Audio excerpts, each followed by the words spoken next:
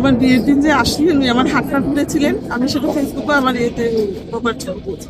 তো আমি বললাম, ম্যাডাম সবাই তো খুব ভিড় করতেছে, তখন 96 এর কথা, তখন উনি ইয়েতে না প্রধানমন্ত্রী, তো গণতন্ত্রের জন্য লড়াই করেছেন সারা জীবন।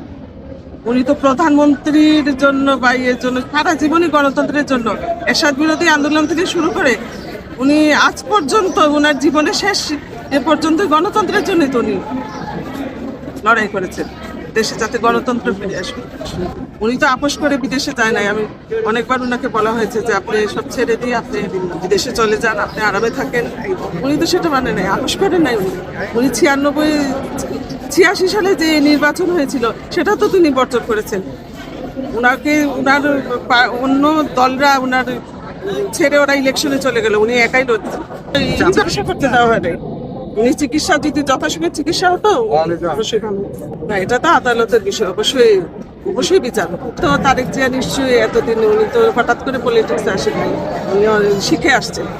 আমার মার কাছে শুনেছি উনি যখন খালেদা জিয়া ম্যাডাম, উনি অনেক আগে থেকেই পলিটিক্সের এক্সারসাইজ করতেন। এখন তো উনি পরিপূর্ণ একজন নেতা হয়ে গেছেন।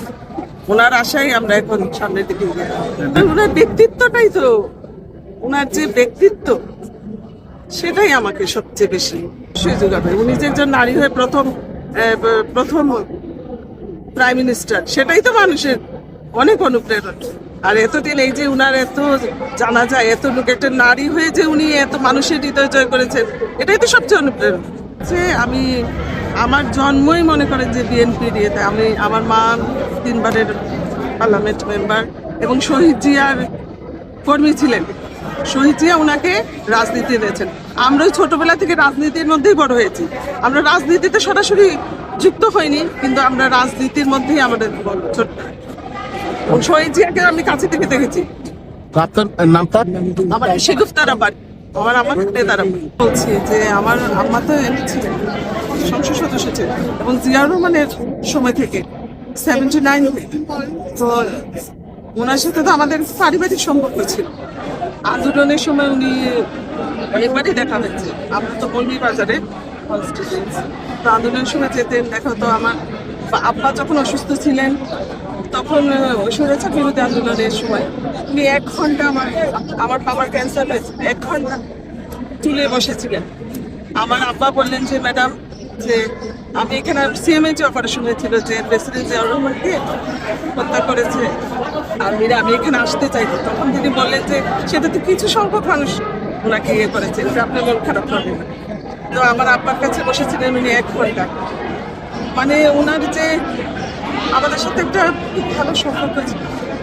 আর দীর্ঘ 17 বছর ওনার সাথে আমাদের দেখা হয় নাই। তখন উনি 1/11-এর পরে তো আমরা একটু বাসায় গিয়েছিলাম, আমার মা তখন ওই দেখা করতে দেয়।